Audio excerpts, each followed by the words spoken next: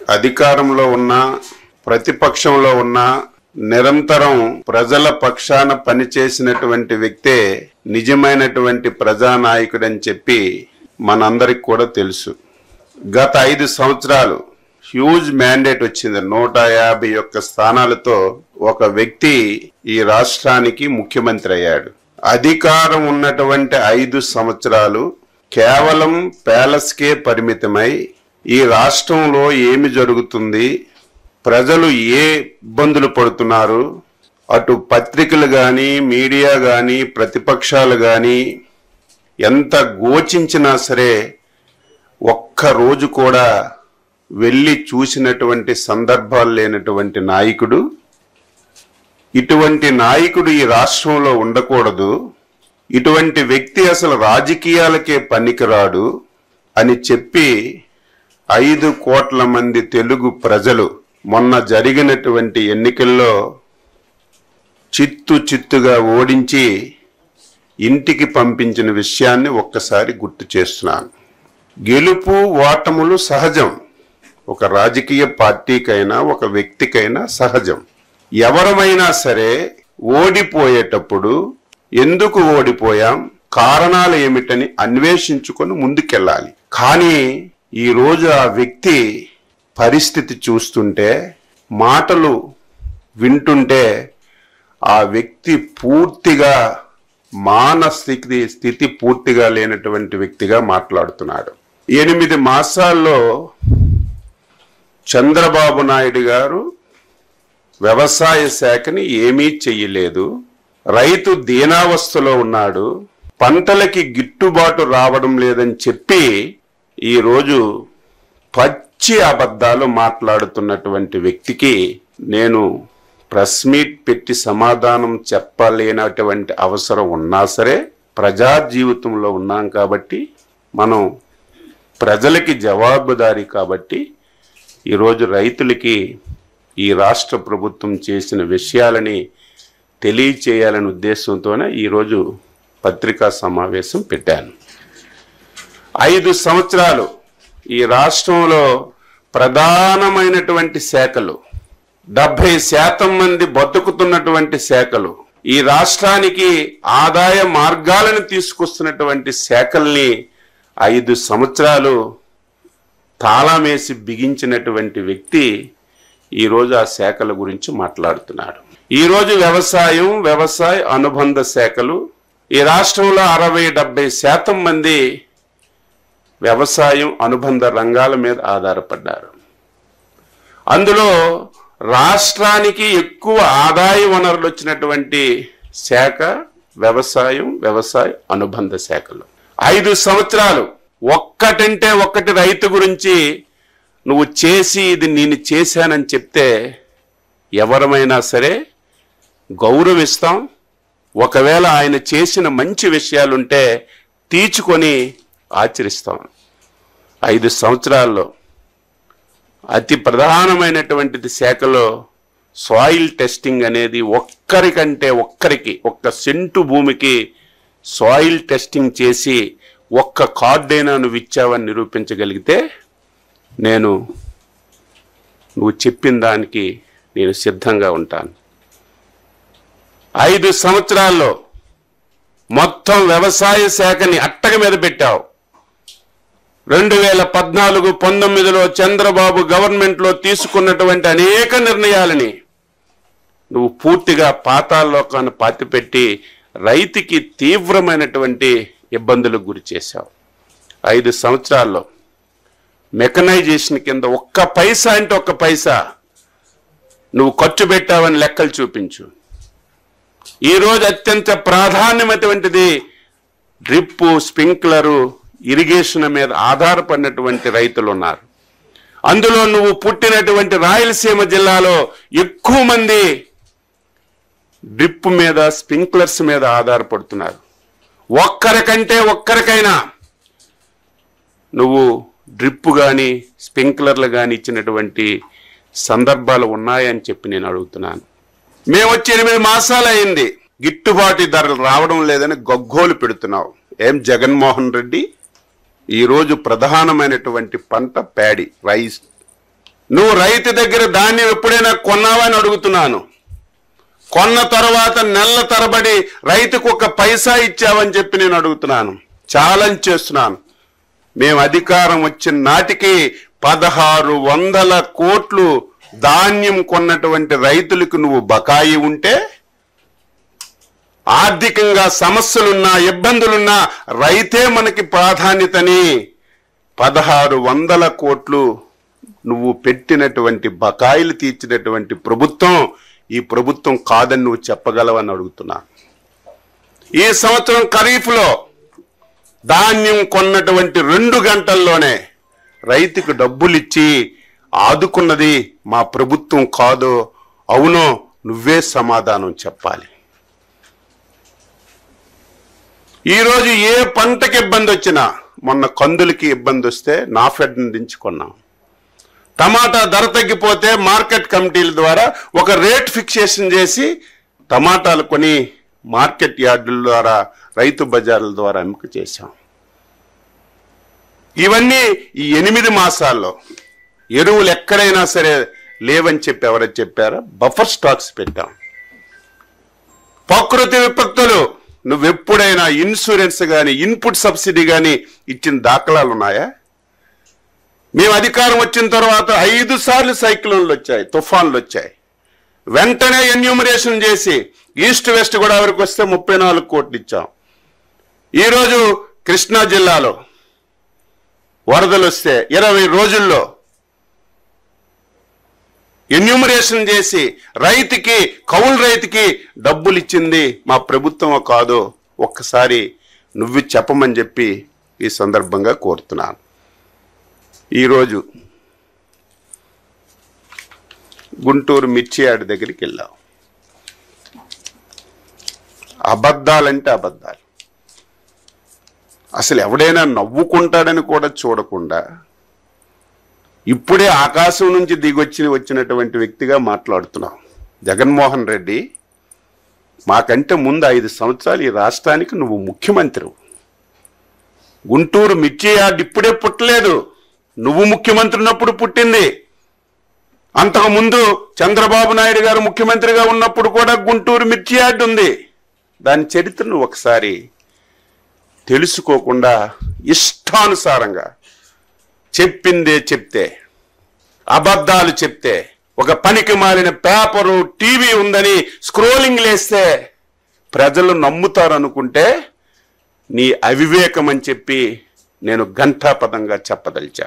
ఈరోజు మిర్చి ఈ దేశంలో తెలంగాణలో పండుతుంది, మధ్యప్రదేశ్లో పండుతుంది, కర్ణాటకలో పండుతుంది, వెస్ట్ బెంగాల్లో పండుతుంది. అదే మన రాష్ట్రానికి వస్తే ఒక 11 జిల్లాల్లో మిర్చి పండుతున్న విషయం నాకు, మీకు, ఈ రాష్ట్ర ప్రజలందరికీ కూడా తెలుసు. మిర్చి మాట్లాడితే ఒక విషయం చెప్తాడు. మేము ఉండేటప్పుడు 20,000 రూపాయలు ఉండేది, చంద్రబాబు నాయుడు వచ్చాక 13,000కి తగ్గిపోయిందని చెప్పి మాట్లాడుతున్నాడు. ఇది నేను సొంత కవిత్వం కాదు, ఇది ఆన్ రికార్డ్. ఏ డిపార్ట్మెంట్ దగ్గరైనా సరే రికార్డు ఉంటుంది. గత 10 సంవత్సరాలు మిర్చి ధరలను తీసుకున్నాను ఒకసారి. 2015-16 నుంచి 2024-25 వరకు ఏ సంవత్సరం ఎంత ధర మిర్చికి ఉందని అన్ని సంవత్సరాలు చూస్తే మ్యాక్సిమం 11,000 నుంచి 13,600 వరకు ఉంది. 2 సంవత్సరాలు 2022, 23, 23, 24 ఒక సంవత్సరం 20,500, ఒక సంవత్సరం 20,000 ఉంది. ఇది నేను ఏదో 13,000 ఉంది, 14,000 ఉంది, రైతుకి ఇప్పుడు ఇచ్చేస్తున్నామని చెప్పి నేను ప్రభుత్వం తరపున చెప్పడానికి సిద్ధంగా లేను. ఈరోజు మిర్చి రైతు ఇబ్బందుల్లో ఉన్నాడు. ఎందుకంటే ఆ రోజుకి ఈ రోజుకి పెట్టుబడులు పెరిగాయి, పెస్టిసైడ్స్ రేట్స్ అన్నీ పెరిగాయి, కూలీల రేట్లు పెరిగాయి. ఇబ్బందులు ఉన్నటువంటి విషయం కూడా ఈరోజు మేము గ్రహించాం. నీలాగా చేతులు కట్టుకొని ముడుచుకొనో, నీలాగా ఎవరో పేపర్ మీద రాస్తే చదవడమో ఈ ప్రభుత్వానికి, ఈ ప్రభుత్వంలో ఉన్నటువంటి మాకు అవసరం లేదని చెప్పి తెలియజేస్తున్నాను. ఎంత తెలివైన వాడంటే జ్ఞానమున్న ఏ వ్యక్తి కూడా చేయడు. ఒక దంపుడు ఉపన్యాసం ఇచ్చావు కదా జగన్మోహన్ రెడ్డి, దీని ఒక్కదానికి నువ్వు ఆన్సర్ చెప్పు. ప్రభుత్వం మద్దతు ధర ఎప్పుడు ప్రకటిస్తుంది? మార్కెట్లో ధర తక్కువ ఉంటే ప్రభుత్వం మద్దతు ధర ప్రకటించి ప్రభుత్వం వెంటనే ఇంటర్వ్యూన్ అయి కొంత డబ్బులు పెట్టి ప్రభుత్వం కొన్నప్పుడే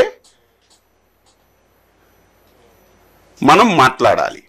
ఎంత తెలివైన వాడంటే 9/1/2020 సంవత్సరం. ఇంకా అబద్ధం చెప్తే నేనేం చెప్పలేను. ఆ రోజుకి ఈ పెద్ద మనిషి ముఖ్యమంత్రి అని నేను అనుకుంటున్నాను.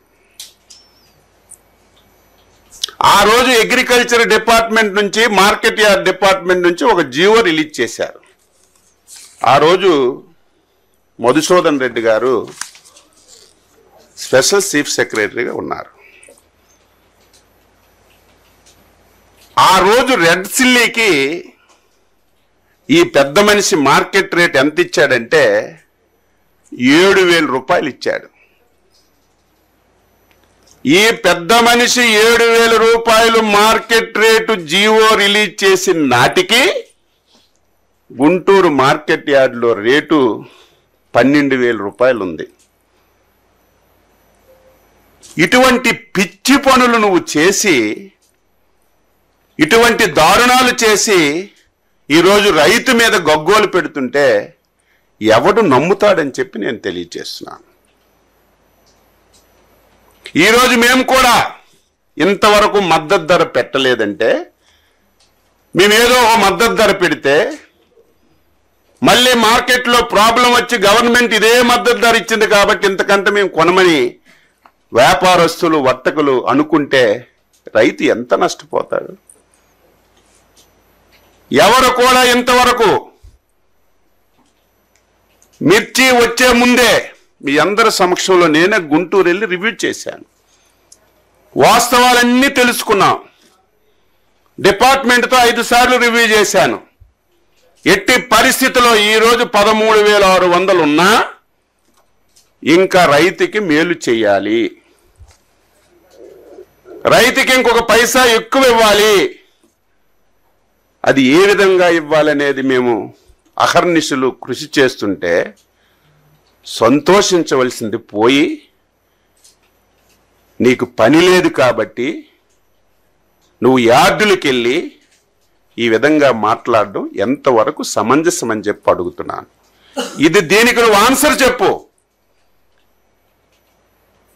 గుంటూరు మిర్చి యార్డులో 12,000 రూపాయలు ధర పలుకుతున్నటువంటి రోజున నువ్వు ముఖ్యమంత్రిగా 7,000కే కొనండని నువ్వు జీవో ఇచ్చావంటే దీనికి ఆన్సర్ చేయమని చెప్పి కోరుతున్నాను.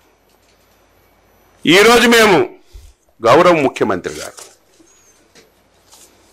4 లెటర్స్ రాశారు. ఇది దాపరికం కాదే. ఈరోజు కేంద్రంలో ఉన్నటువంటి రామ్మోహన్ నాయుడు గారు, పెమ్మసాని చంద్రశేఖర్ గారు, మా ఫ్లోర్ లీడరు ఎంపీ గారు అనునిత్యం మంత్రి గారితో మాట్లాడుతూ పరిస్థితులు ఇలా ఉన్నాయి, మీరు ఎట్టి పరిస్థితుల్లో సహకరించాలి, రైతుకి ఇటువంటి ఇబ్బందులు ఉన్నాయని అనునిత్యం మేము కేంద్రంతో సంప్రదించి తీసుకురావడానికి ప్రయత్నం చేస్తున్నాం. మళ్ళీ రాత్రి ఒక లెటర్ రాశాం. ఈరోజు ముఖ్యమంత్రి గారు వెళ్తున్నారు ఢిల్లీ. కేవలం మిర్చి ధరల మీదే కేంద్ర వ్యవసాయ శాఖ మంత్రి టైం తీసుకుని ఆయన కలిసి ఇక్కడ ఉన్నటువంటి పరిస్థితులన్నీ తెలియచేసి మిర్చి రైతుకి మేలు చేయాలని చెప్పి ప్రయత్నం చేస్తున్నాం. ఈ జీవోలో చూస్తే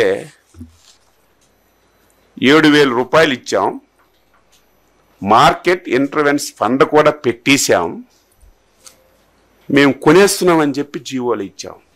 ఛాలెంజ్ చేస్తున్నాను, ఈ సంవత్సరం ఇంటర్వర్షన్ ఫండ్ ఒక్క పైసా నువ్వు పెట్టావని నిరూపిస్తే, జీవోలు ఇవ్వడం కాదు, జీవోల్లో రాయడం కాదు, ఒక్క పైసా నువ్వు ఈ మాట చెప్పిన వాడు పైసా అయినా పెట్టాలి. ఒక్క పైసా పెట్టకుండా ఇష్టానుసారంగా చేసి నువ్వు ఈరోజు మాట్లాడుతుంటే ఎవరు నమ్ముతాడు?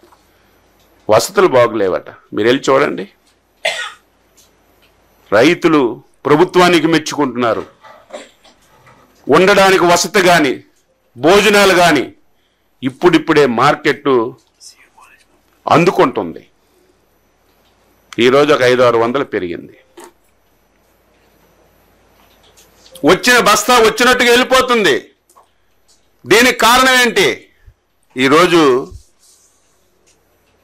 ఎక్కడికైతే మనం ఎక్స్పోర్ట్ చేసేవాళ్ళము, శ్రీలంక కానీ చైనా కానీ మలేషియా కానీ, ఇవన్నీ మన దగ్గర నుంచి ఎక్స్పోర్ట్ అయ్యాయి. వాళ్ళు ఈ 2-3 సంవత్సరాల నుంచి మన దగ్గర దొరుకుతున్నటువంటి ఏ వెరైటీ అయితే ఉందో ఆ వెరైటీని వాళ్ళు పండించుకుంటున్నారు. దానివల్ల ఈ సమస్య వచ్చింది. ఓకే, జగన్మోహన్ రెడ్డి నేను ఉన్నప్పుడు ఈవేళ ఇంకా పచ్చి, ఆయన ఉన్నప్పుడట 27,000 పలికిందట. ఎంత పచ్చి అబద్ధాలు కొట్ట, ఇంత అబద్ధాలా? హైయెస్ట్ ఎప్పుడు పెరిగింది? ఇప్పుడే చెప్పాను కదా, 2022, 23, 20,500, 2023, 24, 20,000, 27,500 పలికిందని చెప్తున్నాడు. ఏం జగన్మోహన్ రెడ్డి 2019, 20 నువ్వే ఉన్నావు కదా, 21, 22 నువ్వే ఉన్నావు కదా, 21, 22, 23 వరకు నువ్వే ఉన్నావు కదా. ఆ 3 సంవత్సరాలు ఎందుకు పెంచలేదు? 13,000 నుంచి 22,000. పరిస్థితులు బట్టి, ఆ రోజున్నటువంటి కోవిడ్ బట్టి ధర పెరిగితే నేనున్నప్పుడే పెరిగిపోయింది. నువ్వు ఉన్నప్పుడు 3 సంవత్సరాలు ఎందుకు పెరగలేదు? ఆన్సర్. ఈ దేశంలో ఫస్ట్ టైం ఆంధ్రప్రదేశ్ చరిత్రలో ఎవరు ముఖ్యమంత్రి ఉన్నా సరే ఫస్ట్ టైం మిర్చికి ధర తగ్గిపోతే 138 కోట్లు ఇచ్చి ధర పలికించినటువంటి ప్రభుత్వం నాయకుడు చంద్రబాబు నాయుడు. ఆంధ్రప్రదేశ్ చరిత్రలో మిర్చికి అదనంగా ప్రభుత్వం నుంచి ఒక పైసా ఇచ్చిన సందర్భాలు లేవు.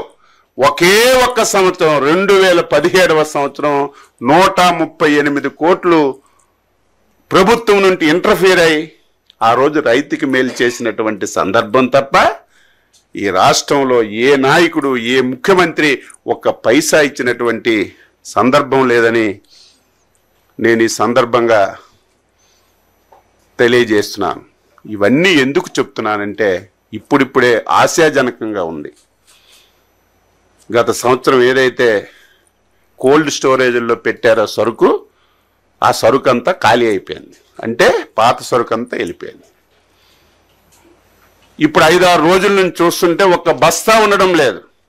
ఇప్పుడే మాకు సమాచారం, ఈరోజు చైనాలో కానీ ఆ దేశాల్లో పండించిన పంట సరిగ్గా లేదని, క్వాలిటీ పోయిందని, మళ్ళీ మన దాని మీద ఆధారపడ్డారని ఇప్పుడే సమాచారం వచ్చింది. ఇది ఒక శుభ పరిణామం. ఒక 2-3 రోజుల్లో ఇది కోలుకుంటుందని చెప్పి అనుకుంటున్నాం. ఈరోజు బాధ్యత గల ప్రభుత్వంగా రైతు కష్టాల్లో ఉన్నాడు కాబట్టి, ఇబ్బందుల్లో ఉన్నాడు కాబట్టి న్యాయం చేయాలని కేంద్ర ప్రభుత్వంతో కూడా సంప్రదించి మేము అన్ని విధాల ప్రయత్నం చేస్తున్నాం.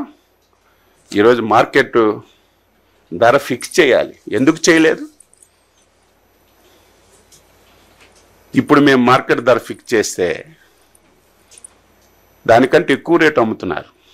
నీలాగా పిచ్చి ఆలోచనలు చేసి అవగాహన లేకుండా జీవోలు ఇస్తే దానివల్ల ఎంత నష్టం రైతుకు జరుగుతుంది.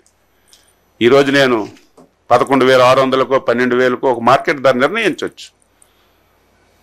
రేపు 20,000 అవుతుంది, 15,000 అవుతుంది, 16,000 అవుతుంది. ప్రభుత్వం 11,000కే కదా మార్కెట్ ధర ఇచ్చింది.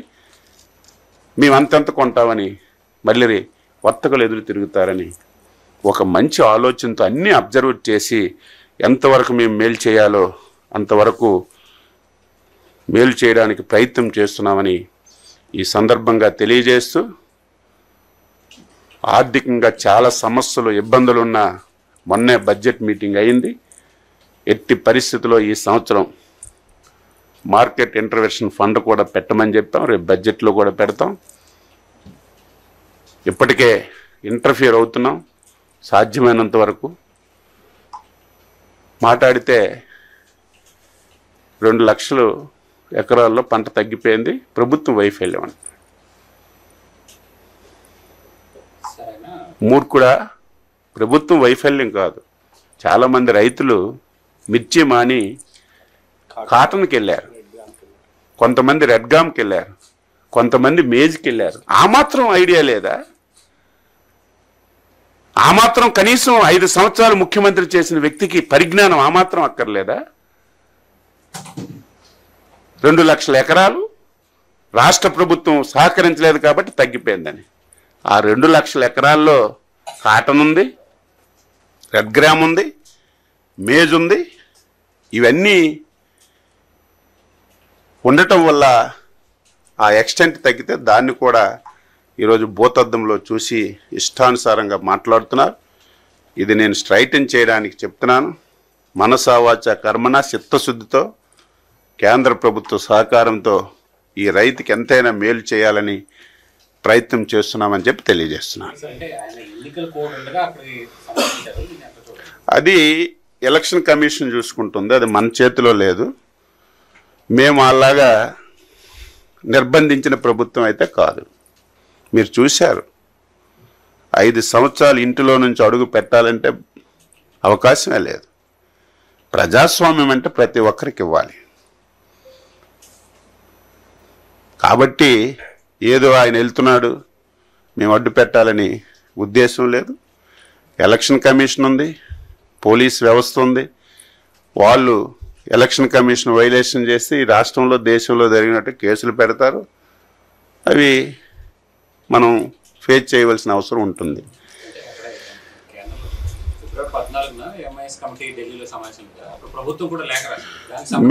మేము అంటే నేను జరిగిన విషయం మీకు చెప్పాలి. మేము 4 లెటర్లు రాసాం.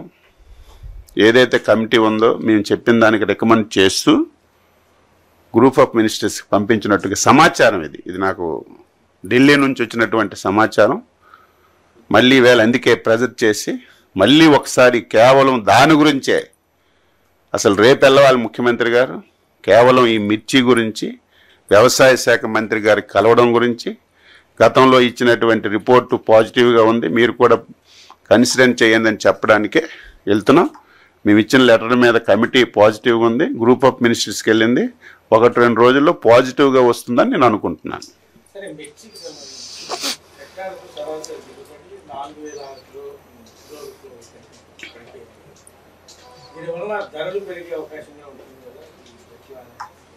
ధరలు పెరగడం ఏంటి? ఆటోమేటిక్గా దిగుబడి తగ్గినప్పుడు ధరలు బహిరంగ మార్కెట్లు ఇప్పుడు ధరలు లేక కదా అందరం బాధపడుతున్నాం. వినియోగదారులకైతే ప్రస్తుతానికి ఆ ప్రాబ్లం లేదు. ఎందుకంటే మనం లోకల్ మార్కెట్లో కూడా కొనమని చెప్తున్నాం, వాళ్ళు కూడా ఇంకా తగ్గుతాయని చూస్తున్నారు. కానీ ప్రస్తుతానికైతే ఆ ప్రాబ్లం రాలి. వచ్చేటప్పుడు ఏం చేయాలి ప్లాన్ చేస్తాను. ప్రస్తుతానికైతే లోకల్ మార్కెట్లో ఏదో మిర్చి ధర పెరిగిపోయింది అనేది ఇంకా మన దృష్టికి రాలేదు. వచ్చేటప్పుడు ఎలాగ ఇంటర్ఫీర్ అవ్వాలి అవుతాను తప్ప. అంటే ప్రస్తుతానికి చూస్తున్నాం, అబ్జర్వ్ చేస్తున్నాం. అది ఎందుకంటే ఇప్పుడు చాలా ఇబ్బందులు ఉన్నాయి. అదేదో 1తో 2తో తేలిపోయింది కాదు అది. అందుకే అన్ని రకాలుగా కేంద్రంతో ముందు మాట్లాడుతున్నాం, కేంద్రం నుంచి ప్రయత్నం చేస్తున్నాం. మళ్ళీ ఆశాజనకంగా ఉంది, మీరు చూస్తున్నారు. ఈవేళ పాజిటివ్ ట్రెండ్ వచ్చింది, కొంచెం 500 పెరిగిందని బయట నుంచి కూడా సమాచారం. ఎందుకంటే ఎక్కడైతే మనకి ఎక్స్పోర్ట్స్ ఉన్నాయో ఆ ప్రాంతాల్లో మిర్చిపోయింది మన ఎగుమతులు. ఎందుకంటే దానికి ఉదాహరణ ఏంటంటే గత వారం రోజుల నుంచి మీరు వెళ్ళి చూడొచ్చు, వచ్చిన బస్తా వచ్చినట్టుగా వెళ్ళిపోతుంది.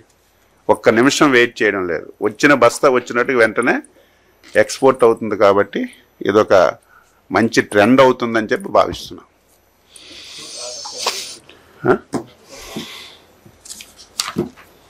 ఎక్స్పోర్ట్ అవుతున్నదా? మీరు ఒకసారి ఉందా ఎక్స్పోర్ట్ ఆర్డర్స్ మన దగ్గర? డేటా కరెక్ట్ బాగట్లేదు, ఇన్ఫర్మేషన్ కరెక్ట్. ఎక్స్పోర్ట్ ఆర్డర్స్ మనకి ఏంటంటే ఇప్పుడు యావరేజ్ గా 1.5 lakh మన టిక్కీలు వస్తున్నాయి. వచ్చినటువంటి ఇప్పుడు మనకి 1.5 lakh వస్తున్నాయి టిక్కీలు అంటారు. టిక్కీలు బస్తా అంటే టిక్కీకి బస్తా అంటారు. ఈ 1.5 lakh వచ్చినా 1,60,000 వచ్చినా ఏది వచ్చినా ఒకటి ఉండడం లేదు. గత లాస్ట్ 4-5 years నుంచి ఇవన్నీ ఎక్స్పోర్ట్ అయిపోతున్నాయి. అదే ఓకే. ఇంకా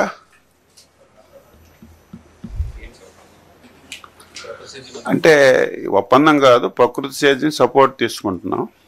ఎందుకంటే హ్యూజ్ క్వాంటిటీ 5 లక్షలు ఎకరాల్లో ఈసారి ప్రకృతి సేద్యం చేయాలని చెప్పి అనుకుంటున్నాం. దీనికి ఇంటర్నేషనల్ మార్కెటింగ్ కానీ, తర్వాత టెక్నాలజీ జోడించి కానీ, ట్రేసిబిలిటీ కానీ, మిగతా ప్రాంతాల్లో గ్లోబల్గా ఎక్కడెక్కడ ఏముందో అన్నీ తెలుసుకొని మన రాష్ట్రంలో ఎక్కువ ప్రాధాన్యత ప్రకృతి సేద్యానికి ఇవ్వాలని ముఖ్యమంత్రి గారి యొక్క ప్రధాన ఉద్దేశం. అందులో అమెరికా నుంచి నిష్ణాతులైనటువంటి వారు 3 వచ్చారు. ప్రకృతి సేద్యంలో విజయం సాధించిన వాళ్ళు. ఒక లేడీ పేరు ఏదుందో మీకు ఇస్తారు, అది ఆవిడ ఈ వాతావరణ సమతుల్యతల మీద పరిశోధన చేసేవాళ్ళు. ఒకరు గ్లోబల్ మార్కెట్ని, ఇక్కడ బనానా పండుతుంటే ఎక్కడ తీసుకెళ్ళాలి, ఇక్కడ మ్యాంగో వస్తే ఎక్కడ తీసుకెళ్ళాలి, ఆంధ్రప్రదేశ్లో వచ్చిన ప్రతి ప్రోడక్టు ఎక్కడ తీసుకెళ్తే రేట్ వస్తుంది, ఇవన్నీ ఒకసారి తయారు చేయాలని చెప్పి గంటన్నర కూర్చున్నాం. మరొక 2-3 రోజుల్లో వాళ్ళు రేపు ఎల్లుండి ఫీల్డ్కి కూడా వెళ్తారు. చూసి వచ్చిన తర్వాత ఒక ప్రాజెక్ట్ తయారు చేసి అప్పుడు ఎంఓఐ అవుతాం. అగ్రికల్చర్ అండ్ హార్టికల్చర్ లేదండి.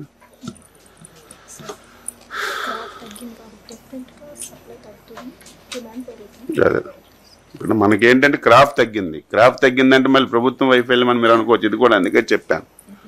మళ్ళీ చాలామంది ఆయన పిచ్చోడు మాట్లాడుతుంటే మీరు రాసేయగలరు. క్రాప్ తగ్గిందంటే దీనికి ఆల్టర్నేటివ్ క్రాప్ వచ్చింది, దీనికి ఆల్టర్నేటివ్ క్రాప్ ఉంది కాబట్టి క్రాప్ తగ్గింది. మిర్చి క్రాప్ తగ్గింది కాబట్టి పాత సరుకులన్నీ వెళ్ళిపోయాయి కాబట్టి ఇప్పుడు అరైవల్స్ ఎక్కువ వస్తాయి కాబట్టి దీనికి రేటు పెరుగుతుందని ఒక ఆశాజనకంగా ఉన్నామంతే. డిమాండ్ పెరుగుతుంది. అందులో మనకి ఇంకొక అడ్వాంటేజ్ ఏంటంటే ఇప్పుడు చెప్పాను, అక్కడ కొంచెం ఆ సరుకులు అంత క్వాంటిటీ లేదు, క్వాలిటీ లేదు, దానివల్ల పెరుగుతుందని చెప్పి అనుకుంటున్నాం. అయిపోయింది కదా, అందుకే నిన్న మీటింగ్ పెట్టాం.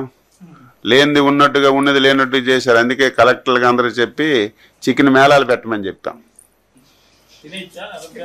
ఎవరైనా తినొచ్చు. ఇప్పుడు నువ్వు పెడితే నేను తింటాను, నో ప్రాబ్లం.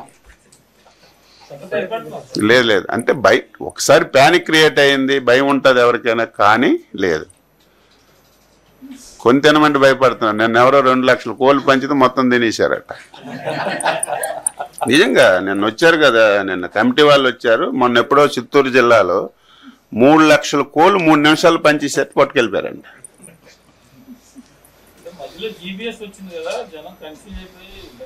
లేదు అది పోయింది. అది అవి తింటున్నారు అన్ని దగ్గరలో. నిన్న కొంచెం ఉంది. అందుకే మనం ఏంటంటే మళ్ళీ ధైర్యాన్ని ఇవ్వాలి, మళ్ళీ కాన్ఫిడెన్స్ ఇవ్వాలి. కాబట్టి అందుకే ఆఫీసర్స్కి వీళ్ళందరికీ చికెన్ మేళాలు పెట్టమన్నాం. వాళ్ళు ఎవరైతే ఈ పౌల్ట్రీ యూనియన్ ఉందో వాళ్ళు కూడా మేము ఎక్కడికక్కడ పెడతామండి, మీరు పార్టిసిపేట్ చేయండి అన్నారు. అది స్టార్ట్ చెప్పి వాళ్ళు అన్నీ రెడీ చేసి పెడతారు. అఫీషియల్గా పెట్టమని చెప్తాం. ఇప్పుడు మేము కోడ్ ఉంది, లేకపోతే మేమే వెళ్తాం. ఈ లోపల కలెక్టర్స్కి వెళ్ళి పెట్టమని చెప్తాం.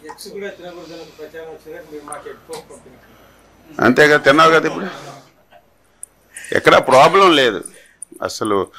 అసలు దేశంలో, ప్రపంచంలో బర్డ్ ఫ్లూ అనేది ఎప్పుడు ఉంటుంది. అది మనుషుల ప్రాణంతో సంబంధం లేదు. ఇది ఒకసారి సోషల్ మీడియాలో ఇక్కడ నేను అదే చెప్తుంటే ఆశ్చర్యపోయాం. అది ఎప్పుడూ జరుగుతుంటుంది. దానివల్ల పౌల్ట్రీ రైతు నష్టపోతాడు తప్ప ఎప్పుడు పబ్లిక్గా ఇబ్బంది ఉండదు. కానీ ఈసారి ప్యానిక్ వచ్చింది, అందుకే వెంటనే కంట్రోల్ చేసాం. ఇప్పుడు సిస్టమేటిక్గా ఆఫీసర్స్ని అందరిని ఉపయోగించాం. నేను కూడా మధ్యాహ్నం ఎప్పుడు మనకు ఒక 1200 పౌల్ట్రీస్ ఉన్నాయి, ఒక 1800 చిన్నవి ఉన్నాయి.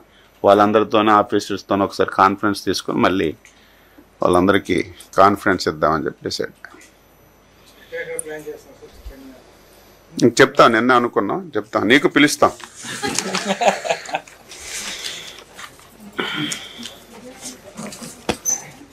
ఓకే, తీసా.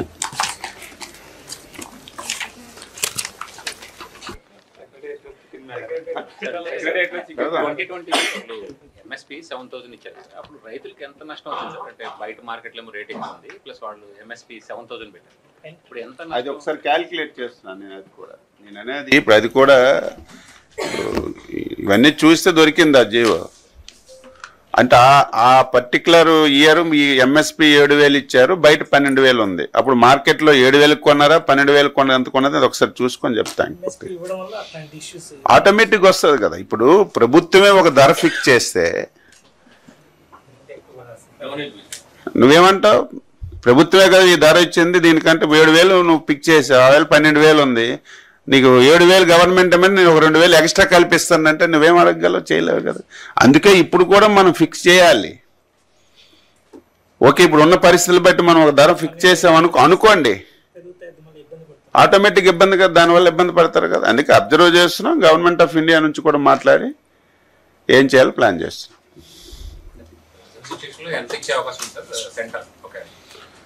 సెంటర్ ఇప్పటికైతే 10,080 రూపాయలు ఎంత ఉంది సెంటర్, నేను అనుకుంటున్నాను. అంతే కదమ్మా, 10,135 రూపాయలు ఐసీఆర్ రేట్ ఫిక్స్ చేసింది. ఇప్పుడు అది మనం మాట్లాడుతున్నాం, ఎక్కువ చేయమని మాట్లాడుతాం, ఎంతనే డిసైడ్ చేస్తాం. పెరుగుతూ వస్తుంది కాబట్టి మనం ఎక్కువ ఇవ్వమని డిమాండ్ చేస్తున్నాం వాళ్ళకి.